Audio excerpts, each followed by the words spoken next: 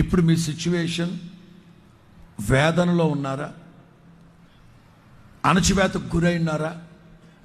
శత్రు పోరాటాల మధ్యలో కృంగిపోయారా? తలెత్తుకోలేకపోతున్నారా? పరాజయంలో ఉన్నారా? అపజయాలు మయమై ఉన్నారా? లేకపోతే గౌరవ మర్యాదలు కోల్పోయి సిగ్గుచేత తలదించుకొని ఉన్నారా? సిచ్యువేషన్ అదే. మీకు కమ్మనైన కబురు వస్తుంది, కమ్మనైన కబురు వస్తుంది.